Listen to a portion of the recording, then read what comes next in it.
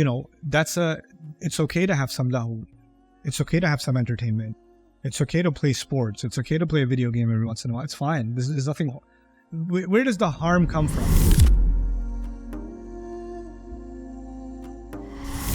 Assalamu alaikum. Before you begin this video, just quickly wanted to let you know that so much of the work on the Quran has been completed on Bayyinah TV. I want you to enjoy systematically studying the Quran from the beginning all the way to the end in brief and then in great detail. And to do that, I'd like for you to sign up on BayyinahTV.com. And once you appreciate what's going on in Bayyinah TV, I want you to become an ambassador for it and share that subscription with friends and family and give it as a gift also. Thank you.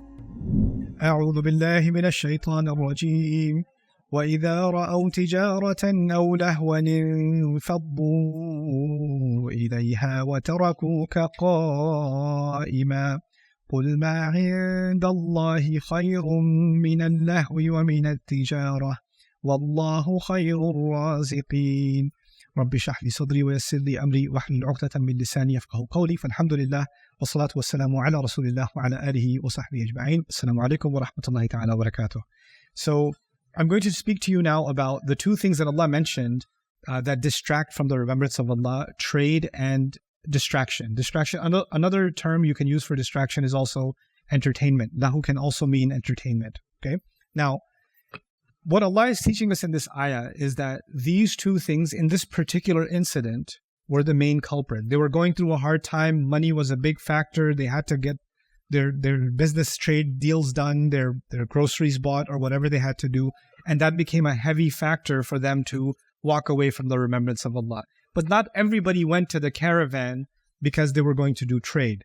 Some people, when you see a bunch of people going somewhere and you see a lot of noise or lights, you're like, what's going on there? So you go also. So the second group of people went for the purpose of entertainment, or they just want to distract themselves, right? So sometimes you have a bazaar, or when you go to the mall on the weekend, right? Not everybody's in the mall shopping.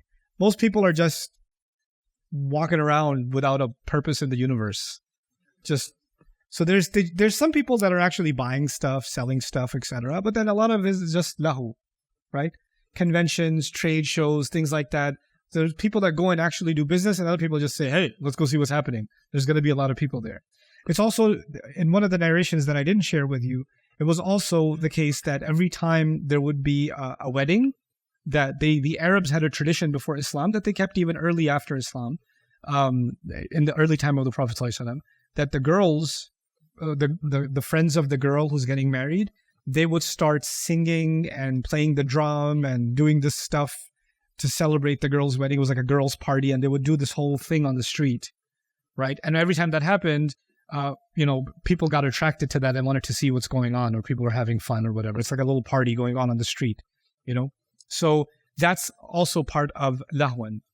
Now, the question that arises from this is entertainment or business a bad thing? Because Allah is putting it against, the remembrance of Allah and leaving the Prophet ﷺ stranded. Our deen gave us a really amazing balance. Allah gave me obligations in my prayers every day. Allah told me certain things are prohibited for me. Allah told me certain things are prohibited for me to eat. Certain ways of earning money are wrong for me. Certain, pleasures or whatever, there's only a halal way to get to them, and all the haram avenues are closed from me.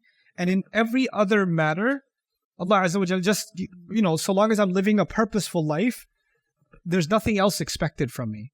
There's not much more than that expected from me. So, for example, I jokingly asked some of you guys, or some of you gamers, and some of you, mashallah, raised your hand, inna lillahi wa inna ilayhi raji'un. It's okay to have some lahu. It's okay to have some entertainment. It's okay to play sports. It's okay to play a video game every once in a while. It's fine. There's nothing. Where does the harm come from? Our religion gave us principles. If you're not violating any of the principles, then you're fine. If your entertainment or your work is taking you away from the mandatory remembrance of Allah, it's taking you away from what you should be doing, then there's the extreme. By the way, there's the opposite extreme too. I'm not doing enough for my deen. I need to study more deen. Okay, well, you haven't spent any time with your wife for 2 months. Yeah, but I'm studying deen right now. Well, you're spending time with your wife is actually a part of your deen. Playing with your kids is a part of your deen. Earning is a part of your deen. Right? Keeping inna li nafsika alayka haqqa. Your own person has rights over you too. Quran even says, "La tansa nasibaka min ad-dunya." Don't forget your own portion in this life. Allah made us appreciate, like, for example, if I was studying all day and the Quran says, "Wal-habbu dhul asfi wal-rayhan," and the farm and the winds that blow that have beautiful smell in them, how am I going to sit there in the masjid and understand this ayah? In order to appreciate this ayah, what would I have to do? I have to go outside. Where says, "Qul siru fil ardi," go travel in the land. Fanzuru kayfa bada al-khalq. Take a look, how did creation begin? I can't do that sitting and studying or doing dhikr. I have to go. That's the dhikr too. That's why the ayah, the ultimate dhikr of the week is Jumu'ah, and then Allah says, "Fantashiru fil ard." Go spread out. وَابْتَغُوا مِنْ فَضْلِ اللَّهِ وَاذْكُرُوا اللَّهَ كَثِيرًا. So there was this three-dimensional view of the dhikr of Allah. Yes, sometimes lahu, entertainment, is okay in some quantity. But the thing with these things is they easily become addictions. And when they become addictions, you go deeper and deeper and deeper and deeper in them, and you don't know when to stop.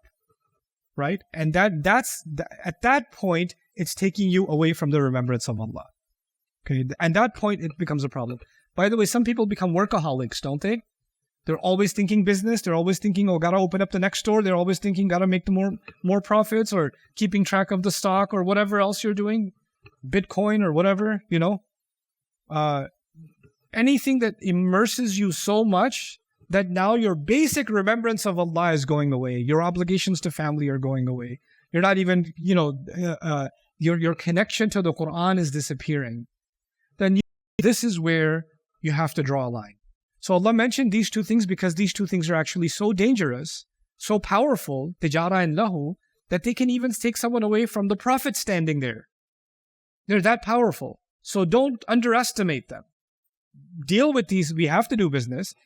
Entertainment at some level and distraction at some level is a necessity in life, but make sure you understand you're dealing with something that can easily go out of balance, that can easily become very powerful and start replacing the remembrance of Allah. Notice also something, a final quick observation, two observations about the use of these two words in this ayah. Allah mentioned them twice. وَإِذَا رَأَوْا تِجَارَةً أَوْ لَهْوًا انفضوا إليها. First interesting thing is Allah said إليها. Even though there's two things, it would be إليهما. But He said إليها, just one. And the ha is referring back to tijara. And some said, because they're all fused together. Another rhetorical purpose of this could be that the lahu, the distraction, is actually emanating from the tijara. In other words, let me put this to you another way. It could be that you're making good money, and because you're making money, now you can afford a PS5. And now you can download the newest game. And you're making good money, and now you can go on that extra vacation. Or now you can buy the tickets to the game. Or now you can... So the more tijara happens, the more room for lahu comes in, right? So the real culprit then becomes, why are you making more money? Are you making more money because you want the more expensive vacation? Are you making more money because you want to distract yourself with, more movies, more games, more whatever? That's the goal from the money. So it's creating more distraction. By the way, distraction isn't just distracting activities. Sometimes it's stuff. You want to buy more stuff. You want to collect more stuff, right? And so the main culprit, tijara, is actually highlighted in that. But also in the incident, the main culprit was the trade caravan, right? More people, the first reason people got up is because they wanted to buy something. Secondarily, people got up and said, hey, some people are getting up, we should get up too. So the tijara group was A and the lahu group was B. But then at the end of the ayah, Allah flipped the equation. He flipped the sequence. He said, قُلْ مَا عِنْدَ اللَّهِ خَيْرٌ. Tell them what Allah has in His possession is better. مِنَ اللَّهْوِ وَمِنَ التِّجَارَةِ. What Allah has in His possession is better than entertainment and better than trade. So He flipped it. So in the beginning of the ayah was tijara lahu, and at the end of the ayah it's lahu tijara. What could the reason for that be? This is what we see in the Quran multiple times, a transition from the specific to the universal, the general to the universal. The specific situation was there was a trade caravan that came, and Allah dealt with that. When they saw that trade opportunity, they left you standing there. And of course, Jumu'ah is so serious, nobody's just going to leave Jumu'ah because they want to play a video game. They might leave Jumu'ah because it's a really important business meeting. So the real thing that might pull you away from the Friday prayer is going to be some business situation. But then Allah mentioned in general, universally, if all of human beings were told they should remember Allah and what Allah is offering them is better, then the common denominator among us is not business. The common thing among us is entertainment, actually. That's first. Why? Because not everybody is doing business. Not everybody is working. But everybody is still distracted. Everybody still wants some form of entertainment, right? So lahu is actually the more universal culprit, generally speaking. So Allah says, in general in life, you should remember, tell them what Allah has is better than entertainment and better than business. Now, what is it that Allah has? What's He referring to that Allah has? In this case, anything Allah commands you to do, in this case, Allah wanted me to come to the remembrance of Allah. That remembrance of Allah is building something in me. He's giving me a treasure. So He's actually almost commodifying the dhikr of Allah. Allah didn't say remembering Allah is better than entertainment and trade. Allah is saying what Allah has is better than entertainment and trade. As if to say, when I truly remember Allah, Allah gives me something. Allah gives my heart something. Allah gives my soul something. Allah gives barakah to me in some way. And that thing that Allah gives me, whatever it is, it cannot be named because He gives it in different ways to different people. That's why ma is used. Whatever Allah has, right? He didn't say it's the thawab of the akhirah. He didn't say it's a new job that Allah will get you. He didn't say it's a sickness that Allah will remove from your life. He didn't specify it. But it's something that Allah has. And the only way for you to get it is by the dhikr of Allah. And if you can get that, then you will realize that that is better than entertainment and that's better than trade. And Allah is the best of ar-raziqeen. I'll tell you quickly about the word rizq. Really cool. That's a creepy photo, but still it helps us understand what rizq is. It's a bird feeding its child. They get the worm, the bug or whatever, and most birds, they put it in the mouth of their child, or they actually stick it all the way into the throat of their child and then let go. That's how they feed their young. And now let me tell you why I'm using this picture. مَا يَصِلُ إِلَى الْجَوْفِ وَيُتَعَذَّى بِهِ. Rizq in Arabic means whatever reaches the belly and whatever nurtures you, whatever nourishes you. You can eat something and throw it up, it's not rizq. But if you eat something and it gives you energy, it nurtures you, it feeds your body, that's called rizq. وَرَزَقَ الطَّائِرُ فَرَخَهُ كَسَبَ لَهُ مَا يَغْذُوهُ وَالطَّائِرُ يَزُقُّ فِرَاخَهُ أي يدخل بمنقاره الطعام في مناقيرها ثم يطلق على ما يحيط الله العبد من مال وخير يطعم وينتفع به.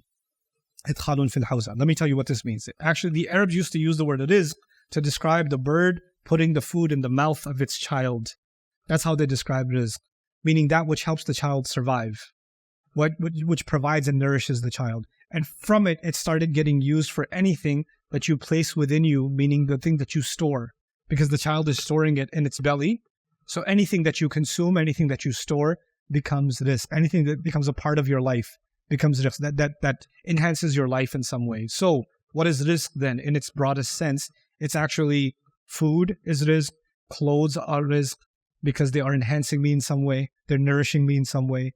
Your home is rizq, your car is rizq, your friends are rizq, family members are rizq. I know, that's crazy. Not all of them. Some of them are fisq, other ones are rizq. Your teachers can be rizq, right? The opportunities that come in your life, maybe it is the experiences you have that benefited you, that strengthened you, that nurtured you. Even bad things that happened in your life can actually become rizq, because by way of them you became stronger in some way. Allah is the best of those who can give rizq. But why mention ar-raziqeen, the plural? Why even mention that? Allah could have said wallahu huwa ar-raziq. Allah is the provider. When Allah says wallahu khayru ar-raziqeen, Allah is the best of those who can provide. Why even mention others who can provide? There's a necessary call to comparison in this ayah. I start thinking my employer provides. I start thinking my parents provide. I start thinking my culture provides. My culture provides protection. My family provides dignity. My job provides money. My society provides this. My government provides that. We start thinking provision comes from different places. And the more you think of these, then you start making, you want to make sure you don't hurt any sources of income, right? So if you're, for example, let me give you a social media example because we can relate to that easily. If your money comes from your social media following and you're monetizing your content or whatever, then you know who your raziq is in your head? Your followers are your raziq. Okay, the ad revenue is your raziq. So now you're going to make sure you don't mess with anything that can hurt your following. Right? So you'll make sure not to offend your following in any way because it will directly impact your rizq. If your job provides your paycheck, you will make sure you will do nothing to put your job in danger because your job is, in your mind, your raziq. So when you identify a raziq, then you don't mess with it. You make sure, and if anybody's coming close to it, you say, hey, no, don't touch that. Don't touch that. Like, for example, if your job is you're a techie, right? You're a contractor and you're a coder or whatever, and you have your laptop and you work on your laptop. When your kids come close to your laptop with a bottle of chocolate milk, in that moment, that's not your child. That is public enemy number one. You get away from this. You can cry. I'll hug you later, but right now, this is my rizq right here. This is, in a sense, this is my raziq right now. You're not going to mess with my rizq. Okay? And then later on, you can be the child. Then you go, no, sorry, you took it. Okay? There are some things you just don't mess with it. You don't touch it because it's a matter of rizq. Same way, what happens in families is, you could be running a business, and your family can have an opinion on everything. But the moment they try to tell you how to run your business, excuse me, wait, this is not for you. Step off. I don't care who you are. You're not touching this. I love you in every other way. Not in this. You don't exist. You're zero. Okay, you're fired. Why? Because people, they want to protect their rizq. If you have that mentality, this is a very easily understandable phenomenon, right? And if rizq is an opportunity, and you don't want to miss the opportunity, nothing will get in your way from missing that opportunity. If you have a job interview and you have to get to that job interview, it's starting at 9 a.m. and you have to leave your house at 8 a.m. And then your sister calls, your mother calls, your friend calls and says, I want to talk to you about my feelings right now. You can talk to me while I'm on the road. No, I need to talk to you in person. No, I have a job interview. No, forget your job interview. No, I will talk to you after. I'll say sorry. Do it first and say sorry later. I gotta go. I'm gonna do this job interview. I can't be with you right now. I can't talk to you right now. Isn't that the case? You're not gonna let anything get in the way. When Allah calls Himself Khairul Raziqeen, you know what that means? If Allah is my provider, just like if anything else I think is my provider, nothing gets in the way. Nothing gets in the way. Then if Allah is my provider and He says, what I have is better than anything else, you know what that means? That means messing with Jumu'ah is messing with my raziq. If I mess with Jumu'ah, I'm messing with my raziq. And if I'm messing with the dhikr of Allah, I'm messing with my raziq. I'm messing up my own rizq by compromising the remembrance of Allah. What a way to end the surah. Wallahu khairul raziqeen. Allah, everything in the skies and the earth, when we started the surah, everything in the skies and the earth is doing tasbih of Allah. And by the way, everything is being provided for by Allah. And the only ones who don't do tasbih of Allah are human beings, the way they should. And now Allah says, by the way, I'm providing you, but if you really want me to provide you, you better get in line with the rest of the universe. You better do your version of this. What tasbih is expected from you. The tasbih expected from the sun is constant, never-ending tasbih. The tasbih expected from the moon is constant, never-ending tasbih.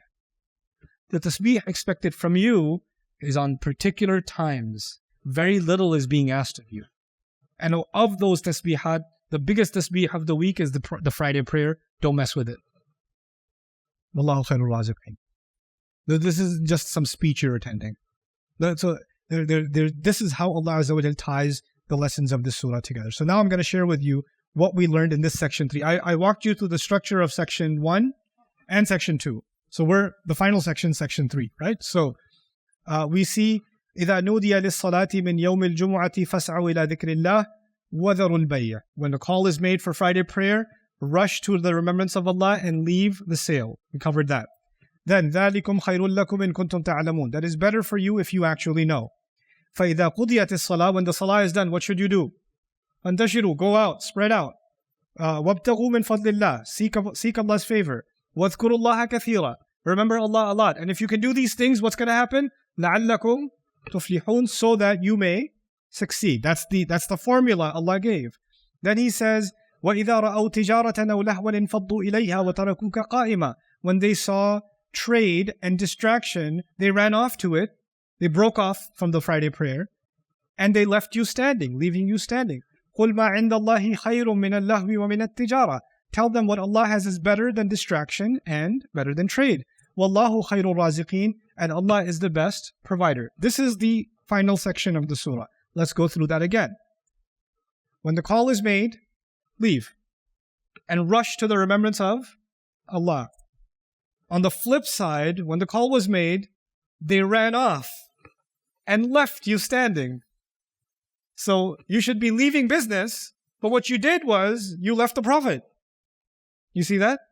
So, and then the second thing was, ذَلِكُمْ خَيْرٌ لَكُمْ That is better for you, if you know. And then we see, what Allah has is better. ذَلِكُمْ خَيْرٌ لَكُمْ And قُلْ مَا عِنْدَ اللَّهِ خَيْرٌ مِنَ اللَّهْوِ وَمِنَ التِّجَارَةِ Then He said, go out, seek His favor, remember Allah. Go out and do what? What did I say? Go out and do what? Business. Go earn rizq. And Allah ends the surah by saying Allah is the best of providers. Allahu khairur raziqeen. SubhanAllah. You see how beautifully things are organized? How everything ties together? You know, and this is our section 3. Now, just so you have a picture. Now, we did section 1, we did section 2, we did section 3. Now, let's look at the whole thing together. Everything does tasbih. I'm summarizing. This is not a capturing of all the messages of the first section, but some main things. Everything does tasbih. The favor on the ummah, meaning Allah has done a huge favor on the ummah by sending the messenger who purifies them. And, go on. Reads the ayat, purifies them, teaches them the law, teaches them wisdom. Summarizing here, okay? Then, we should learn from the example of those who failed their book. What am I talking about here? Banu Israel, right? That was the middle section. And then the final section was, don't take the Friday remembrance lightly. Don't allow anything to abandon your messenger. Isn't it? Now notice in the first section was tasbih, and in the last section there's dhikr. What's one of the best forms of dhikr? Tasbih. And then the first section said the messenger has done you a huge favor. Allah has done you a huge favor by sending you a messenger. So you shouldn't be the ones to leave your messenger standing in the last section. You see the connection between those two? And then in the middle is the example of those who failed their book. So even the surah as a whole kind of forms a symmetrical kind of structure. Okay? So this brings me to the end of what I wanted to share with you in terms of the lessons from Surah Al-Jumu'ah. Assalamu alaikum. I hope you guys enjoyed the Surah Al-Jumu'ah series. It was recorded in Stuttgart. It was a Quran week that was held there. You could probably see the level of collective effort that's being put into a Quran week, into a deeper dive of a surah. Myself and my team work very, very hard to try and understand the surah to the best of our ability, and then I try to condense our lessons and our learnings and present them to the best of my own personal ability.